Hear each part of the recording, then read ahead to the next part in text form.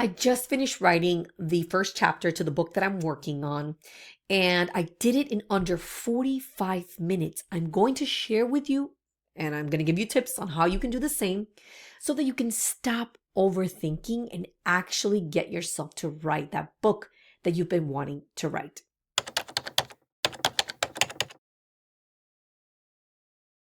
The book that I'm working on right now has to do with our home culture, the culture that we create within our home. And this book is mainly for homeschooling families since we're at home most of the day, and the things that we do within our home, the rhythms that and patterns that we create and establish are very important. And I could see how it could be for all parents because what we do at home will impact our children long term.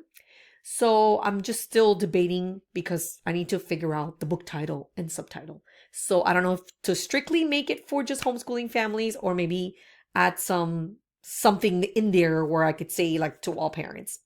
But anywho, the reason why I mentioned this is because before I even started writing, I'm going to give you the tips, but something that I want to encourage you guys to do that before you even get yourself to sit down and start writing, there is priming that needs to take place before we do that. What I like to do and it makes it easier for me before I have to do this before I write. If I want my writing to just flow, I need to start thinking about all the things that I want to include in my first chapter. In my case, because I'm talking about the home culture, for the first chapter, I am digging into my past. I am reflecting upon my childhood and all the things that impacted me both positively and negatively. So I'm digging into the past, and the way that I approached it today, because I did it today, I didn't even turn on the lights to film this video or anything like that. I just literally, I wrote and I just turned on the camera. And I wanted to share this with you because it's fresh.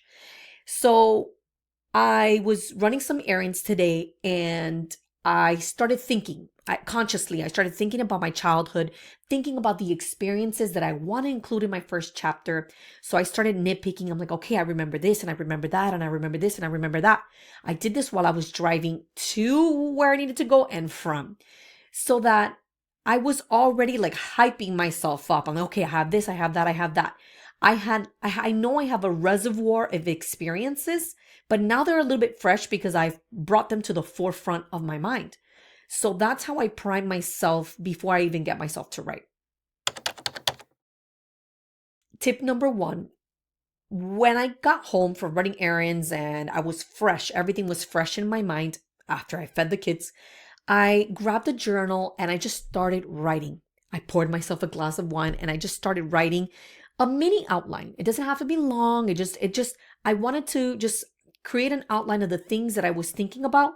And even if it's just like one word, childhood kitchen, my mom cooking in the kitchen, or moments when my dad would be in the couch, or Friday nights, or like just words or phrases that will help you remember those experiences that you want to talk about in your chapter. Now, these tips are specifically for books that are memoirs or self-help books, or maybe just books where you just want to talk about life lessons like self-improvement and things like that. So think in terms of nonfiction books. Tip number two, this is something that I do. You don't necessarily have to do it, but this is something that I do because I want God to guide my words. And it's that I pray just a small prayer, a brief moment of silence with God, because I really want this to be something that is packed with wisdom. And I really, what I always keep in mind is that at the end of, or whoever is at the end of this whole process is a reader. And that reader, whoever gets to read this book, I just want it to be filled with words of wisdom that will positively and not only impact their lives, but it will help them transform a specific area of their life. I just want to lead people to a relationship with God and toward transformation in the Lord. Tip number three, I actually used Focusrite, and I just did a video on that. I'm going to go ahead and put it somewhere up on top. And it's Focusrite is an app that it covers your entire screen so that you are not tempted to click out or, click on or see any notifications, which is excellent. It helps remove all distractions so that you can actually get to it and actually write. The next tip, what I do once I open Focusrite, I go ahead and set a timer and make sure that you can set it to whatever you want, whether it be 30-minute, whatever pocket of time you have to write. I did literally 45 minutes because I feel like that is what I'm comfortable with, given that I have my kids with me right now. So it's just more practical for me. And I was able to do it under 45 minutes, which I was like, what? But it was because I had already primed myself. I had already thought about the things that I wanted to include. I created that mini outline and I made sure that I removed all distractions. The last tip, and very important tip. I know that if you're like me, I want to go ahead and edit things right then and there.